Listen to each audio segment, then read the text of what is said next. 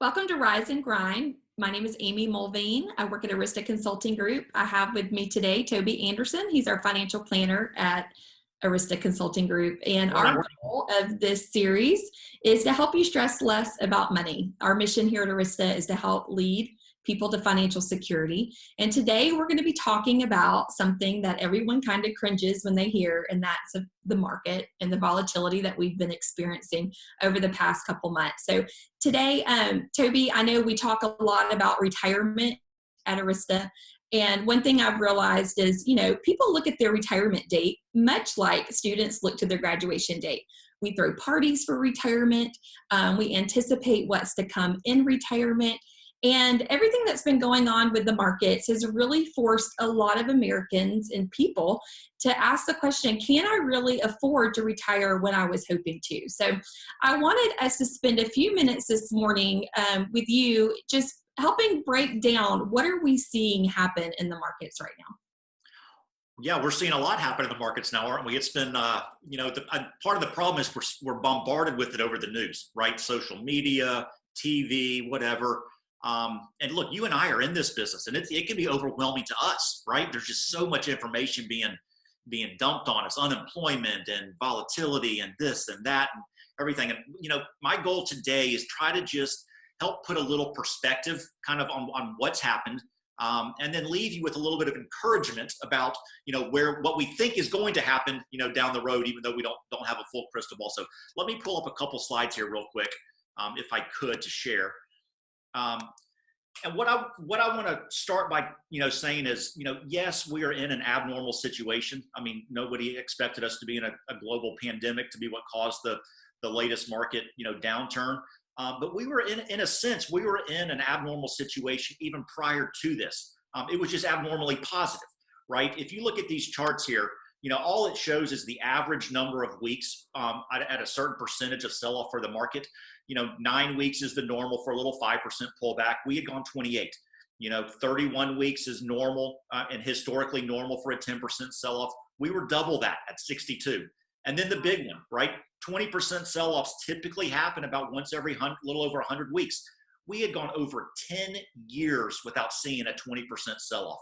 That's not normal. So, everybody was saying, and we were even bracing for it over the past couple of years, hey, it's bound to happen. We're going to have it. Nobody just predicted that the cause would be the global pandemic. So it is normal. It's happened before. It'll happen again down the road. But I don't want anyone to just feel like this is unprecedented territory that we're in. It happens. If you look here, here's why this one feels so bad, right? Because this one feels worse. Part of that is, some of you out there, you've never experienced this. If you've only been working for 10, 12 years, all you know is, hey, I put money in my retirement account and I make more money. This is awesome, right? But look at this chart here. 3 of the worst days since 2010 all happened last month. That's why it felt so bad, because it was such a violent reaction. If you go since 2002 of the worst days ever, both happened in March. So it felt different this time because it was such a swift reaction, such a negative reaction from the market. Because look, the market hates uncertainty, right? And when all of a sudden we are in a global pandemic, there is nothing but uncertainty around. How's it going to affect industries and businesses? Unemployment now is at a historical high, which is frightening for people. And the market doesn't like that stuff. So it reacted violently, which is why it felt so bad. Now let's kind of flip to a positive. The question now is, where do we go from here, right? Every time this has happened in the past, and you see some of the big pullbacks historically, the market always recovers, and it always recovers higher than where it was. And again, kind of with what I was saying, if you look at this little 3 here, it only took 3 weeks for the market to plummet to its bottom. That's unprecedented. The quickest one before that was 8 weeks. So it happened swift and it happened violently. Now it's, where do we go next? How long does it take us to recover?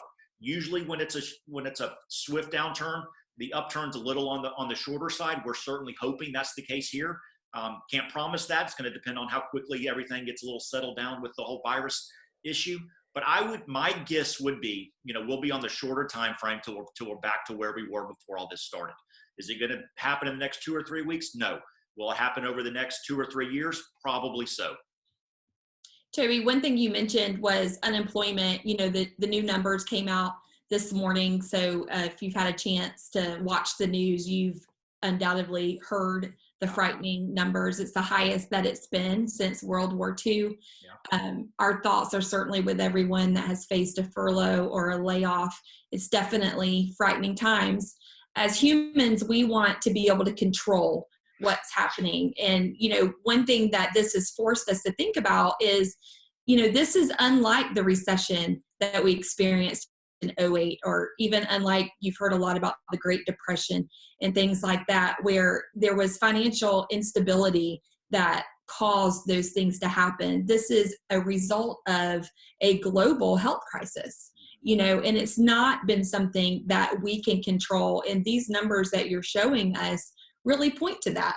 You know, just the fact of how quickly this has happened in that 3 weeks that you spoke about. So if you're someone that's looking to retire in the next, let's just say 5 years, right? You've had this plan. What would be your recommendation going forward in this economy?